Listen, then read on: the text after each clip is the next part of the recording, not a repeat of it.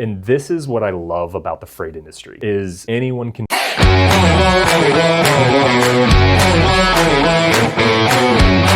Do you think we are already seeing, or we are going to see, a significantly widening gap between the average brokerages and the great brokerages because of AI? Like, do you think we're kind of already seeing that a little bit, like seeing the folks who aren't, maybe they're not financially able to adapt some AI solutions, or they're just choosing not to? Do you feel like we're seeing them fall behind quickly, especially in this current market? I think it's starting to make its way now, but I think something else has kind of always been the limiter on brokerages in general, but like I'd say this is more of just like a global company thing. Is your operational ability and ability to implement changes quickly and efficiently is still going to be the bottleneck. I think like implementing AI tools isn't like horribly expensive. Right. And I think we're going to start to see the death of a lot of the big SaaS vendors that used to be the limiter of like, oh, if you don't have, this tool or that. Because they're $50K a year or whatever. 100%. Yep. The barrier to entry is so high that you do need that like OpEx budget to be able to afford it. Software is going to become cheaper than it ever has. And because of AI, because of the ability for companies to spin up competition, I think the free market is really going to change that. And honestly, I think it's good. I think it's good to kind of like allow these like 1 to 5 to 10 person brokerages and up be able to compete because it keeps us all sharp, right? Yeah, it's the free market. It's what it's designed to do is kind of like let people participate, keep competition high. It's what makes it kind of fun. 100%. Like we all love some good competition. So I think the thing still remains that a company is going to be limited by their ability to implement these tools. I think that it's going to be the limiter. I think the other limiter is going to be their creativity and their ideas. Ability to take risks, maybe. Yep, because the floor has been raised on the tooling that is a lot like that we all have available to us now. So I think the thing that's going to separate it the most is that operational ability, change management. And like with that, I think that it inherently requires an immense amount of trust between all of the people in the organization and the people who are implementing that, whether that group is in or out of the organization. No, that makes sense. Such a good point about SaaS tech, because I think that's something, as someone who's vetting that kind of tech from time to time, I mean, I was just vetting 2 products in the same space last week that, one is tens of thousands per year, annual 2-year, 3-year agreements only, and then the other is month to month at a 15th of the price. And it's hard to find a major amount of differences between the two. So it's, you look at that second one I vetted and I was like, wow, they're doing things the right way. They're figuring out how they don't have too much overhead so they can charge that little so that companies can quickly adapt that technology and companies of any size can utilize it. Yeah, no, definitely. And you're seeing this left and right where there are a lot of Salesforce competitors getting sprung up, right? And it's in a lot of the big companies themselves are starting to ditch their multi-billion-dollar contracts for proprietary tech. It's just easier to build. It's easier than it ever has been. All of the big systems also have an incredible amount of integrations.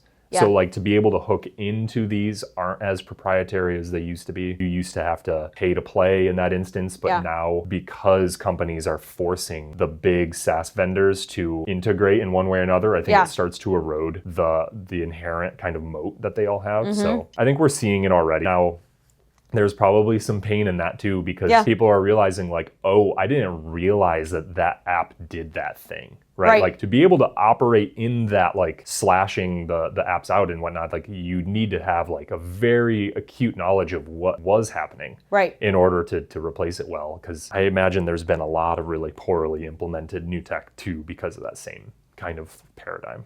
Yeah, absolutely.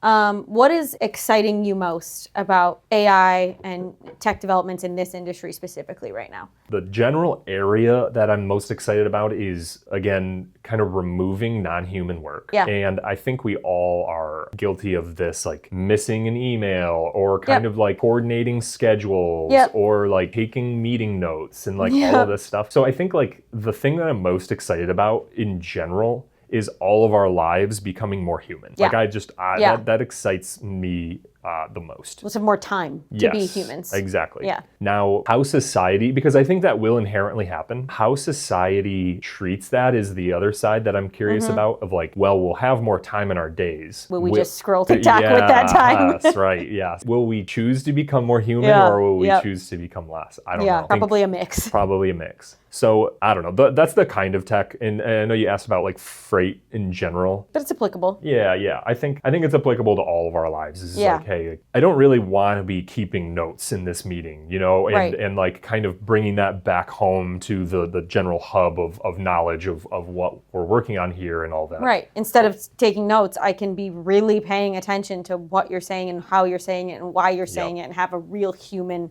interaction about the topic at hand. Yes. Versus just trying to remember the words you said and get them typed in time. Yes. And how I might interpret those words later, right? It's like you got to think of those layers, and it's like, okay, you can remove all of that. That's awesome. So yeah, I'm excited for that. I'm excited for voice, like AI voice, to get to that point where it is enough to do, like I had mentioned earlier, the jobs that we don't necessarily, like no party wants to be involved in. Yeah. So like, I'm excited for that. I think like in a way, the way that I see it is that like a voice agent can become, in English, can become the new integration, the new API, if you will, between systems that don't already integrate. I think like that's a fascinating possibility to me, held in hand with like, we need to be sure of what we're using it for. Yeah.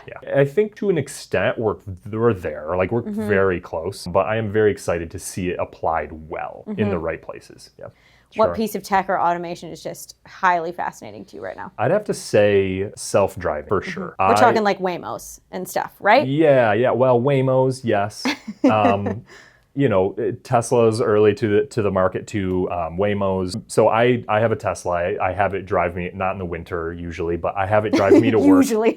I tried it the other day. It was good. I was very surprised. So I have it drive me to work every day. Like I have it fully like end to end. It drives me. I am, paying attention. I'm present. I'm ready to intervene anytime. But those interventions come less and less as the years go on. You're a very trusting human being. Yeah, naive maybe. Yeah.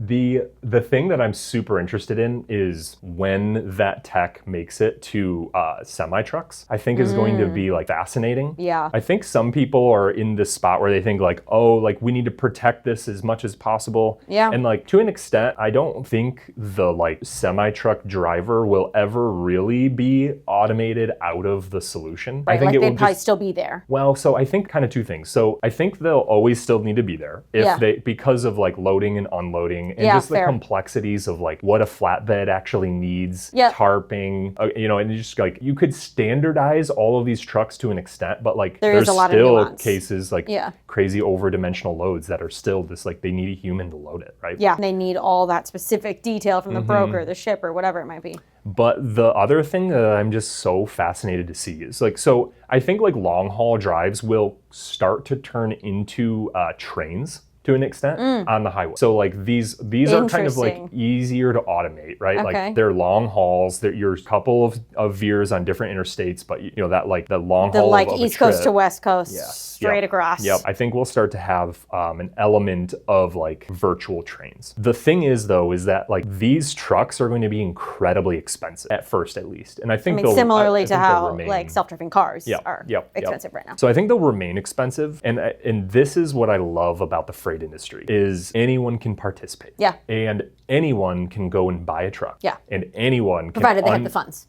Well, you'd be surprised. You can get a pretty dang good loan. Oh, you're talking about a non-self-driving truck. Yeah. Okay. So we're talking self-driving trucks. Anyone could buy and one. That's kind of the point. Is like so there's going to be anyone self-driving could go buy a regular trucks. semi-truck. Anyone can compete with those self-driving trucks, and probably will see their rate they can offer be reflected in that, right? Yeah. They can probably like a non-self-driving truck's going to be cheaper. Yeah. You still, you have gas and you have insurance, and don't get me wrong, it's expensive. But like you can run at a lower operating expense and still like undercut these. The freight industry is incredibly like hustle driven. Yeah. It is incredibly, strap up your bootstraps and go and do what you need to do to get it done. Yep. And I do think that like nature will come out as that happens. We'll see. Self-driving trucks are probably really far out of the way. Yeah. But like that's the thing that interests me. It is like, fascinating. Yeah. Because they say like, I might get this stat wrong, but I think it's over 70% of employed people in the United States are in transportation in one way or another. In some capacity. In transporting. Like, so like actually like. So you're not talking the brokerage folks sitting on the floor. No. I'm saying like the actual transportation themselves.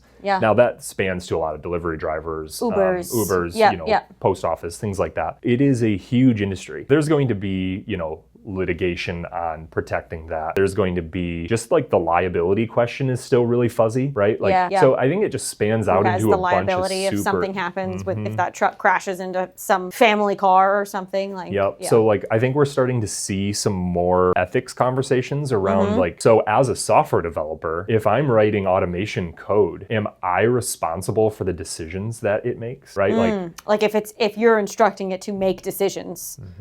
Yeah. Because inherently we kind of are, it might be some level of abstraction behind like learning, but still like who is at fault when something bad happens in an accident, right? Yeah. I don't even know the answer to that question as it relates to like Waymo. I assume Waymo as an organization is at fault. So most companies are footing the liability bill, if you will, to just get them out there, because like, okay, look, like we want it out there. We will benefit from it. Yep. We will take liability for anything that happens. Yep. And I know the accident percentages, I had to look it up before the first time I rode in a Waymo. The accident percentages are extremely low, especially compared to human drivers, which is, I mean, when you really think about it, this probably is. Yeah, you're looking at like 10 times safer. At minimum. Yeah, it's wild. Then there's other elements of manufacturers. There is a car manufacturer that for a while, they were claiming that their approach on self-driving, they will always prioritize the driver. Okay. So like you're going to have some interesting like things come out of that as well, right? Like